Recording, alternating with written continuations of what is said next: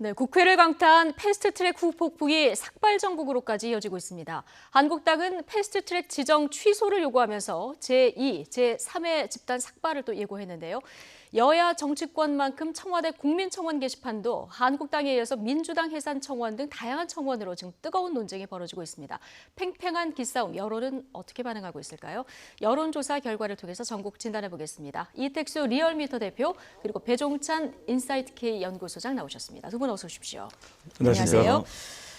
자, 문재인 대통령의 어제 나온 국정 지지율 평가를 보면은 갤럽 여론조사 결과를 봤을 때 부정 평가가 46, 긍정 평가가 45%. 조금 좁혀지긴 했습니다만은 리얼미터 목요일 날 나온 리얼미터까지 좀 종합을 해서 봤을 때는 보합세가 계속 조금 몇 주간 이어지고 있다 이렇게 볼 수 있을 것 같아요. 그렇습니다. 지금 수개월째 긍부정이 거의 오차범위 내에서 바짝 붙어 있는 모습을 보이고 있는데요. 미세하긴 합니다만 이번 주는 긍정 평가는 한 1% 가량 한국갤럽 리얼미터 조사 다 올랐고요. 부정 평가는 소폭 하락했습니다. 한국갤럽 조사는 이제 화요일, 목요일 조사한 것이고 리얼미터 조사는 이제 월요일, 화요일 조사를 했는데요. 약간의 이제 차이는 부정 평가의 하락폭이 이제 갤럽은 1%포인트였고 리얼미터는 한 2%포인트 조금 넘었는데요.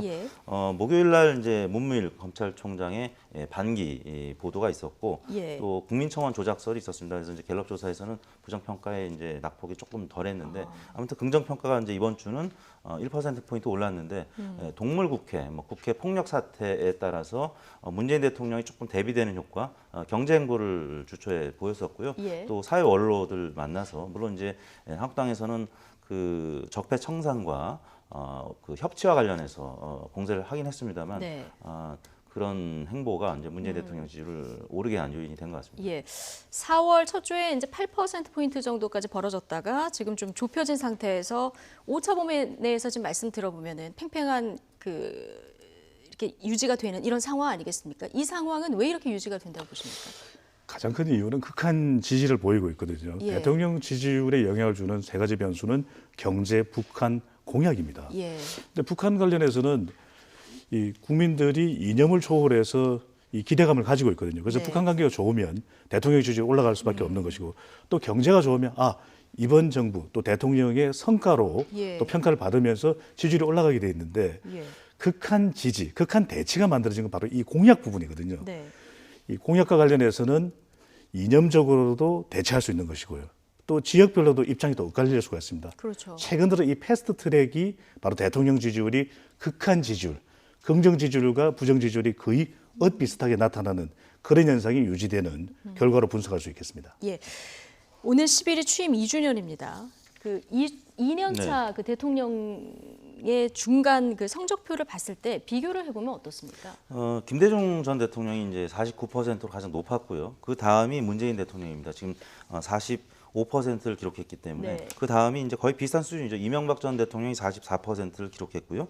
그 다음이 이제 노무현 박근혜 전 대통령 순입니다. 물론 이제 한국갤럽에서 분기별로 결산을 한 것을 보면은 김대중 전 대통령이 50%로 이제 역시 1위였고요. 그다음에 분기별에서는 이명박 전 대통령이 47%로 46%를 기록한 문재인 대통령보다 1%포인트 높았는데 여하튼 이명박 또 문재인 대통령은 좀 비슷한 수준으로 굉장히 높은 편이죠. 이제 문제는 그 5년 단임자에서는 이 계단형으로 하락하는 역대 대통령들의 모습을 보였는데 문재인 대통령이 오늘 이제 북한 미사일 혹은 이제 발사체가 이제 발사됐다는 소식이 나왔지만 이런 소식이 있을 때 또 지지율은 좀 빠졌거든요. 2017년 가을쯤에 70% 중반에서 60% 후반으로 지지율이 한 3주 연속 빠진 적이 있습니다. 그래서 이번 발사 때문에 또 어떤 영향을 미칠지 모르겠습니다만 일주일에 한 1%포인트씩 빠졌는데 이제 북한의 대응이라든지 아니면 외신 보도에 따라서 좀 지지율은 달라질 수 있겠습니다만 당분간은 이 긍부정이 좀 보합세를 계속 유지할 가능성이 높아 보입니다. 이 대표님, 말씀하시죠. 문 대통령 지지율 특징은 중간 없다. 중간은 이렇게 없다. 극한 지지율이라는 분석을 말씀드렸는데 앞서 우리가 그 역대 대통령 지지율 보여드렸던 화면에서 김대중 대통령은 2000년 2월로 보시면 될 것 같습니다. 2000년 2000년 2월. 근데 2000년 이때 연초에 남북 정상회담이 예고됐어요. 당시 박재규 통일부 장관이 남북 정상회담이 개최될 것이다. 이것이 김대중 대통령의 동력이 됐거든요. 예. 또 이명박 대통령이 지지율이 광우병 집회 때문에 매우 낮았었는데 파동 때문에 초기에. 그렇죠. 초기에. 예. 그래서 제가 2년 차를 말씀드린 이때 예. 친서민 중도 실용이라고 하는 카드를 꺼내 들었어요. 그러니까 네. 중도 실용이다. 이렇게 되면 중간층이 생겨나게 마련이거든요. 그래서 김대중 대통령의 지지율과 비교를 해보면 문재인 대통령도 그만큼이나 긍정평가 지지율은 높은 편입니다. 예. 그런데 김대중 대통령 당시의 국정평가를 보면 부정평가가 20%대예요.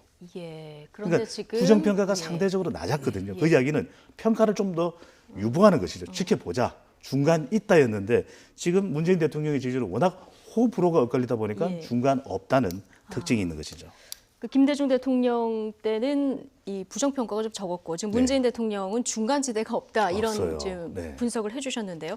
아까 이 대표님 말씀하신 대로 오늘 이제 북한이 발사체를 발사하지 않았습니까? 이 부분이 다음 주에 어떤 영향을 미칠지 이 부분이 굉장히 주목됩니다. 사실 지금까지 문재인 대통령의 지지율을 견인해 온 부분을 보면 대북 정책 그리고 외교 정책 이 부분이 좀 많지 않았습니까? 갤럽 여론조사 결과를 봐도 45% 잘하고 있다. 이 정도면 비교적 이제 높은 편인데 그래도 이게 지난 2월 조사하고 비교해 보면은 조금 빠진 수치거든요. 대북 관련해서는 잘하고 있다가 14% 포인트 정도 이제 빠졌고요.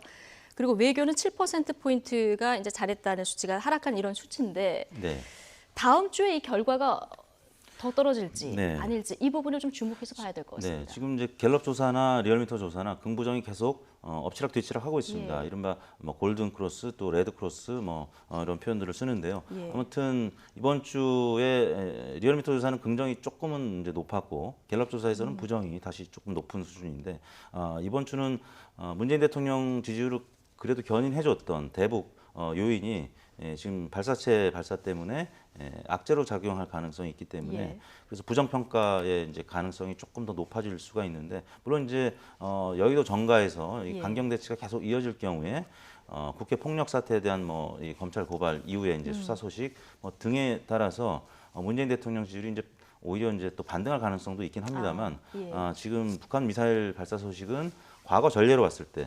2017년에 이제 중거리 미사일 발사했을 때 아까 말씀드렸듯이 뭐 주당 1%, 2%포인트씩 빠져서 3주 연속 한 6%포인트 가량 누적 하락한 적이 있었거든요. 그러니까 이제 부정적으로 작용할 가능성이 조금 더 높아 보입니다. 약간 하락 가능성이 있다고 봅니다. 약간의 하락 가능성이 남북 관계를 좀 더 우리가 짚어볼 부분은 그동안에 남북 관계가 아주 좋았을 때도 있었거든요. 지난 9월 평양 정상회담을 했을 때는 지지율이 급상승하기도 했는데 그 이후에 지난해입니다. 10월 초에 또 경제 지표가 발표되면서 지지율이 내려갔거든요. 이제 남북 관계는 국민들이 아주 예민하게 반응하기보다는 이 남북 관계에 대한 영향이 많이 지금 대통령 지지율에 흡수되어 있습니다. 영향을 받을 수 있는 계층들을 보면 20대 가정주부층 그리고 중도층에서 영향을 받을 수 있는데 큰 폭은 아니라고 봅니다. 하방 경직성이 나타날 수는 있는데 그렇다면 또 이제 청와대에서 또 대응 조치를 취할 것이기 때문에 남북 관계가 다른 물꼬를 턴다면 다시 또 반등할 수 있는 것도 있기 때문에 약간 하락, 하방 경직성은 나타날 것으로 분석됩니다. 예. 지금 뭐 이런 상황에서 문재인 대통령 국정을 원활히 운영을 하려고 하면은 국회와의 협치가 굉장히 특히 야당과의 협치가 굉장히 중요한 상황인데 지금 국회는 멈춰선 이런 상황입니다. 지난 2일이었죠. 그 사회 원로 보수 진보 망라하고 12분 초청해서 이제 얘기를 듣는 이런 시간을 마련하지 않았습니까? 근데 여기서 이제 적폐 수사 후 협치를 할 수 있다. 자, 이런 취지의 이제 발언이 나와서 뭐 여러 가지 뭐 해석이 나올 수 있습니다만 일단 여야 간의 공방은 한 번 더 지금 벌어지고 있는 이런 상황이에요. 그렇습니다. 청와대 이제 그 다음 날 해명을 했죠.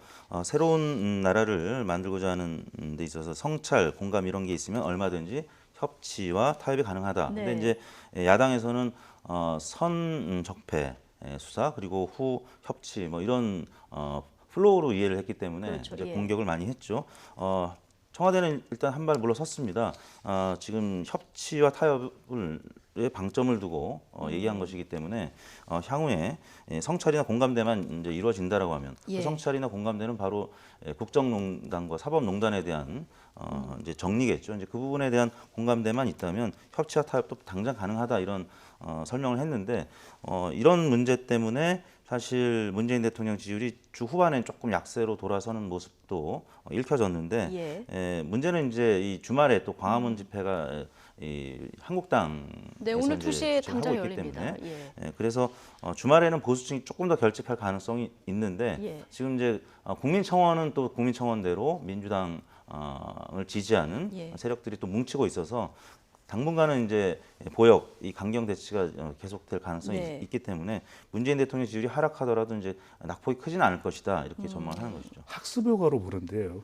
이 대통령이 그렇게 선적폐를 또 강조를 할 수밖에 없는 이유가 선적폐 후 협치 이런 기조의 이 대통령의 답변을 내놓았는데 그런 이유는 적폐는 대체적으로 자기 지지층이거든요. 그렇죠. 지금 문재인 대통령 지지층인 진보층에서는 적폐가 여전히 끝나지 않았다. 적폐 청산이. 한편으로는 협치는 주로 이제 보수층에서 아니 대통령이 더 포용력을 발휘해야 되는 것은 아니냐 생각하시는데 여기서 가장 중요한 게 총선입니다. 자칫 잘못하면 적폐 청산을 놓아버리면 이 집토끼가 와해될 수가 있는 것이거든요. 그렇기 때문에 적어도 이 대통령의 임기 후반에 동력을 가져가는 데 가장 중요한 총선 결과, 총선을 놓고 본다면은 지금은 지지층을 모아갈 때다. 그렇다면 대통령이 이 선적폐 후협치 기조를 적어도 내년 총선까지는 유지해갈 수밖에 없을 것이고 총선에서 어느 정도의 성과가 나온다면 그때는 후협치 이 부분에 더 무게를 둘 것으로 전망합니다. 총선까지는 집토끼를 겨냥한 메시지가 좀 강할 수밖에 없다 이런 분석을 지금 해주셨는데 어쨌든 지금 민주당과 한국당, 그러니까 보수와 진보의 세력들은 좀 결집하고 있는 이런 모양인 것 같습니다. 자, 어제 나온 갤럽 그 정당 지지율 좀 보실까요? 네, 지금 패스트트랙 전국에서 여야 대치는 뭐 강력하게 이어지고 있는 이런 상황인데요. 민주당은 1%포인트 정도 올랐고 한국당은 24%에서 이제 그대로 유지가 되고 있는 모습인데요. 리얼미터 여론조사 있으면 바로 보여주시죠.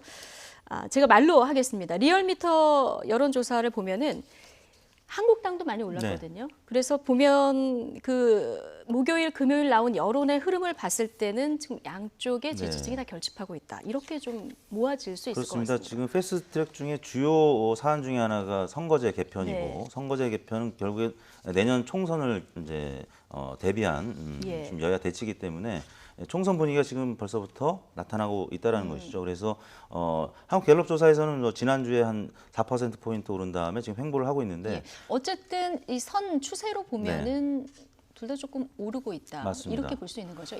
샤이 보수가 이제 조금씩 샤이한 부분을 벗어내고 한국당 지지한다고 지금 얘기를 하고 있는 것인데요. 리얼미터 조사는 이제 전화 면접과 자동응답이 혼용이 돼 있기 때문에 샤이한 야권 표심이 조금 더 많이 잡히고 부동층이 좀 덜 잡히는데 한국갤럽 조사에서 아무튼 지난주에 좀 오른 다음에 이번 주는 약간 횡보하는 모습을 보였다라는 것이 지금 한국당 지지율이 34%까지 리얼미터 조사는 올랐지만 중도층이 좀 한국당을 지지하는 것을 유보하는 한 주간이 아니었나. 왜냐하면 지금 국회 몸싸움 때문에 중도층이 한국당으로 지금 이동하다가 잠깐 멈칫한 이런 모습이거든요. 물론 이제 향후에 이 국회 선진화법 고발에 따라서 한국당 의원들 또 보좌진들에 대한 수사가 어떻게 이루어질지 모르겠습니다만 아무튼 그분에 대해서는 약간 부정적인 중도층의 모습도 있었기 때문에 갤럽 조사에서는 상상하지 못하고 그냥 횡보하는 것으로 나타난 것 같습니다. 저희 한국당 민주당 추이 그 지지율 추이 그래프 한번 다시 좀 주시면 한국당 지지율 봤을 때 1월 셋째 주부터 해서 지금 조금 꾸준히 오르고 있는 이런 모습이거든요. 근데 올해 들어서 한국당 메시지가 굉장히 강한 메시지들이 많이 나오고 있어요. 지금 패스트트랙 전국에서도 삭발 투쟁도 하고 오늘 아까 말씀하신 대로 대규모 장애 집회도 하고요. 굉장히 강성 발언도 나오고 있고요. 이런 어떤 강경 행보가 이 지지율에 좀 영향이 있다 이렇게 보십니까? 당연히 영향이 있죠. 이 과거에도 그랬지만 정당이 지지층을 결집했을 때 등장하는 단어가 있습니다. 장외, 장내가 아닙니다. 여기서 한 걸음 더 나가면 이제 삭발이 됩니다. 삭발. 장외 삭발이 되면 지지층을 단기적으로 결집할 때는 아주 효과적인 수단이 될 수 있거든요. 이 자유한국당이 달라졌다. 닥치고 공격하는 이유가 뭘까? 세 가지가 뚜렷해졌기 때문입니다. 하나는 이제 견제 대상이 뚜렷해졌죠. 무조건하고 이제는 기성전 문재인 대통령 이렇게 가는 것이고 두 번째로는 구심점입니다. 지난해까지만 해도 올 초까지만 하더라도 비대위 체제였기 때문에 이 구심점이 견고하지 않았죠. 그렇지만 대선 후보인 황교안 대표가 등장한 겁니다. 그래서 결집할 수 있는 요인이 되는 것이고 또 하나는 이념을 강조합니다. 과거에는 주로 보수 정당이라고 그랬는데 이제는 우파 정당이다. 왜? 현 정권을 좌파로 규정을 짓고 있는 것이거든요. 이렇게 되면 보다 더 이념 정체성이 뚜렷해지면서 이 보수층을 보다 견고하게 다져갈 수 있는데 문제는 지지율에도 유리천장이 있습니다. 대체로 이제 보수층을 한 35% 내외로 본다면 예. 지금 올라가고 있는 지지율이 30% 중반 지점에 다다랐을 때 과연 어떤 카드를 내놓을 수가 여기서 반등을 못한다면 또 피로감이 작동하거든요. 예. 자유한국당 지지율이 도로 반사적으로 또 내려갈 수 있는 요인도 있기 때문에 지금 이 한국당이 장외 삭발 이외에 어떤 긍정적인 반전의 키워드를 꺼내들 수 있느냐가 중요해 보입니다. 예. 지금 뭐 지지층을 결집은 어느 정도 됐고 이 이외에 더 지지층을 끌어모으려고 하면은 지금부터 전략을 다시 한번 봐야 된다 이런 취지로 지금 이제 이해가 되는데요. 네. 어쨌든 자유한국당은 지금 굉장히 강경 투쟁 네. 일색입니다. 집단 삭발식도 지금 진행을 했고 2차, 3차도 진행한다 이런 얘기가 나오고 있는데요. 이를 바라보는 다른 야당들의 평가는 어떨까요? 박지원 의원의 얘기 들어보시겠습니다. 삭발해봐야 머리 길고 단식에서 죽은 사람 없어요. 의원직 사퇴서 내가지고 지금까지 의정사상 한일회담 반대 때 예. 정의령 이런 서너 분이 그리고는 없어요. 그렇기 때문에 20세기형 구석기 시대 투쟁 방법은 지향하라 이거예요. 그러면 동료 의원이 삭발하는 걸 보고 저도 눈물 나더라고요. 그러면 삭발 더 하라고 해요? 단식 더 해라. 의원직 사퇴해라. 그건 아니죠. 네. 박지원 의원 얘기대로라면 단식, 삭발, 의원직 사퇴 이게 이 시대에는 먹히지 않는다 이런 네. 얘기거든요. 먹히지 않길 바라는 것이겠죠. 예. 근데 분명히 지지층 결집 효과에는 긍정적으로 영향이 있다. 영향을 미칠 예. 것이다.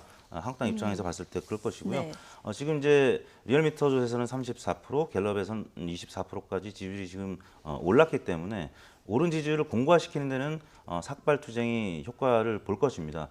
향후에 이제 선거가 많이 남았기 때문에 네. 바른미래당에서 바른정당 출신들을 보수 통합 예. 혹은 뭐 연대할 가능성이 지금 있기 때문에 그분들을 통합시키려면 한국당 지지율이 높아야 되거든요. 예. 그래서 견고하게 30%대를 유지할 수 있다라고 한다면 보수 통합의 구심점이 될 수 있다는 점에서는 삭발 투쟁이라든지 장애 투쟁이 어느 정도 효과는 있다고 봐야 될 것 예. 같습니다. 이게 이성적 견제가 아니고 감성적 견제입니다. 현 정부에 대해서 비판을 하고 싶은데 사실 대안을 꺼내놓으면 좋은데 이게 쉽지 않거든요. 이런 경우에 장외, 그다음에 장외만 가지고는 또 반발도 있을 수가 있기 때문에 예. 그다음 또 선택하게 되는 게 삭발, 그다음에 단식으로까지 이어지거든요. 그렇게 되면은 효과가 또 있기도 합니다. 주로 이제 감성적인 이런 대응에 대해서 이 영향을 받게 되는 것이 주로 이제 중도 보수, 샤이 보수, 그리고 50, 60세 이상, 그다음에 가정주부층 이런 영향을 받고 지지율을 조금 더 견인할 수는 있거든요. 근데 문제는 이런 연민과 동조가 궁극적인 대안은 안 된다라는 겁니다. 예. 그렇다면 이런 방법을 쓸 수밖에 없는 전략적 이유는 있을 것입니다. 자유한국당에서. 당장은 지금 지지율이 오르고 그렇습니다. 있으니까. 동시에 이제 시간이 지나게 되면 어떻게 되냐면 여름쯤 돼서 또 지표가 발표되게 되고요. 예. 또 추석이 되게 되면 이 가계 물가, 가계 경제에 대해서 굉장히 또 영향을 받게 되는 이런 데 대해서 자유한국당이 대안을 내놓는다면 더 긍정적이겠지만 그렇지 않다면 너무 정쟁이 길어지는 데 대한 피로감도 있을 것으로 보입니다. 뭔가 플러스 알파를 지금 더 내놓아야 될 시점이다. 그렇습니다. 얘기를 해주셨는데요. 어쨌든 강경 투쟁을 이어가고 있는 한국당의 구심에는 황교안 대표가 있다. 이런 얘기를 아까 해주셨는데 자, 장외 투쟁에 나선 황교안 대표 취임 후 처음으로 어제 호남도 방문을 했는데요. 자, 그런데 여기서 물벼락까지 맞으면서 호된 신고식을 치렀습니다. 관련 영상 보고 오겠습니다.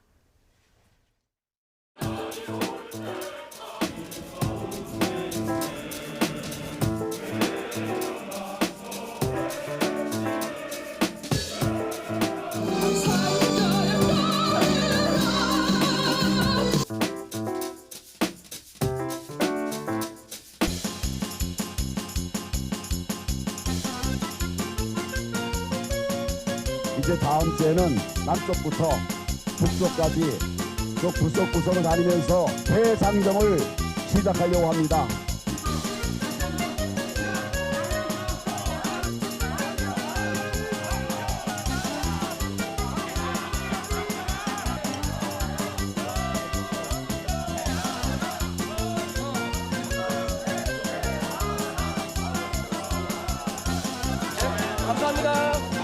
자, 이제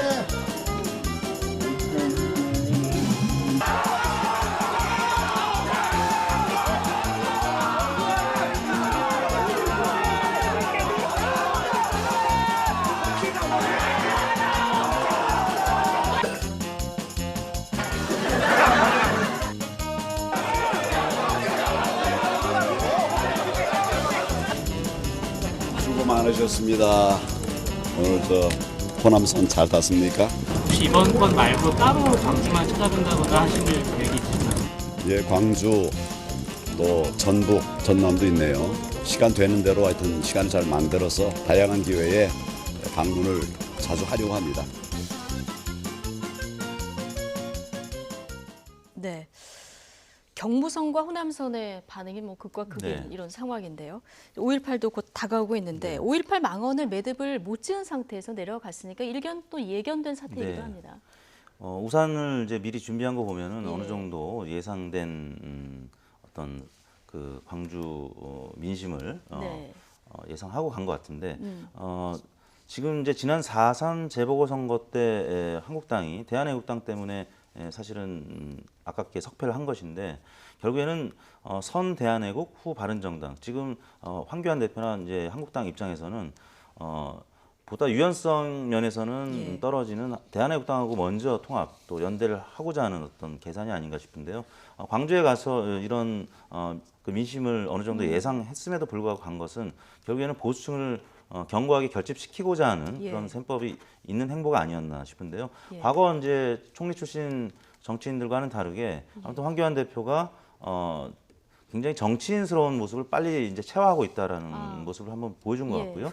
또 어쨌든 예견된 걸 알고 그렇습니다. 예. 아마 반대하는 분들도 계셨을 텐데 그걸 이제 무릅쓰고 내려간 것이죠. 그래서 좀 과거 총리 출신 정치인들과는 다른 모습을 보였다라는 점에서는 예. 당분간은 뭐 대선 여론조사에서 강세를 보일 가능성이 있어 보이고요. 뭐 여하튼 앞으로 뭐 아까 뭐 전남 전북도 계속 가겠다고 얘기를 했기 때문에 이런 스탠스는 계속 유지가 되지 않을까 싶습니다. 예. 성동격서가 아닌 성서 이 격동으로 봐야 되겠죠. 그러니까 예. 서쪽을 두드려서 동쪽에 소리가 나겠다. 그러니까 호남 지지를 얻으려면은 지금 이런 분위기 5.18 망언도 아직 정리전 가면 안 되겠죠. 근데 호남에서 먼저 이런 선 메시지를 내고 그렇죠. 갔어야 한다. 호남에서 이런 분위기를 누가 볼까? 영남 쪽에서 보는 그렇죠. 거죠. 예. 영남 쪽에서 보게 되면 영남에 아직까지 자유한국당도 그렇고 한교안 대표 스스로도 지지층이 또 완전하지는 않거든요. 그렇다면 영남을 결집하는 효과는 누리게 되는 것이죠. 호남에 갔지만 이 물세례 이게 영남에는 어떤 또 보수층을 집결할 수 있는 메시지가 됐을 수도 있다. 바람직한 모습은 아닙니다. 이게 또 과거로 얘기하는 또 지역 감정이 발생할 수 있는 것이기 예. 때문에 네. 그런 의미나 의도가 있다면 예. 저는 바람직하지는 않다고 봅니다. 지난주 예. 저희 리얼미터 집계를 보면은 대구 경북에서 한국당이 57.8%를 기록했습니다. 이거는 네. 한국당으로 당명을 개정한 이후에 최고치를 기록한 것인데 그만큼 선거가 많이 남았음에도 불구하고 네. 선거에 임박한 상황처럼 특히 TK에서 지금 결집하고 있다. 그리고 그게 예. 부산 경남까지도 지금 하방한 상태이기 때문에 한국당에서는 뭐 여하튼 지지율이 지금 계속 오르고 집토끼를 잡고 있다는 측면에서는 소개 성과를 거두고 있다 이렇게 봐야 될 것 같습니다. 네. 뭐 여러 가지 의미에서 월요일 YTN과 리얼미터의 네. 뭐 대통령 지지율도 그렇고요. 정당 지지율도 그렇고 굉장히 궁금해지는 그런 상황인데 네. 조금 전에 이제 황교안 대표는 선 애국당 그리고 후 네. 바른정당 이렇게 얘기를 하지 않으셨습니까? 네. 근데 이게 가능합니까? 이 대표님? 저는 이게 중도층에게 영향을 줄 수밖에 없거든요. 예. 그러니까 애국당과 협력하고 뭐 바른미래당은 조금 다른 이야기일 수 있는데 예. 지금 보수성을 너무 강화한다. 우파적 성향을 너무 강조할 때는 예. 총선에서도 중요한 것은 결과적으로 한 표라도 더 얻어야 이 당 소속 후보를 당선시킬 수 있기 때문에 중도층 이탈에 또 우려가 있기 때문에 저는 굉장히 신중할 걸로 생각됩니다. 그럼에도 불구하고 이번 예. 이제 국회 몸싸움 과정에서 이제 한국당 내부에서는 바른 정당 출신 의원들하고 보수가 뭉칠 수 있다는 가능성을 보여줬다는 면을 네. 평가하고 있는 얘기를 제가 들었거든요. 예. 그래서 그런 면에서는 이제 내년 총선 대선을 앞두고 보수 통합 연대 가능성이 일단은 돌이 던져졌다 이렇게 평가하고 있는 듯 네, 보입니다. 충분히 뭐 가능할 수도 있는 시나리오다. 예, 알겠습니다. 단기적으로는 다음 주 여론 흐름이 어떻게 가는지 좀 지켜보도록 하죠. 네, 지금까지 배종찬 인사이트기 연구소장 그리고 이택스 리얼미터 대표 두 분과 함께했습니다. 고맙습니다. 네, 감사합니다.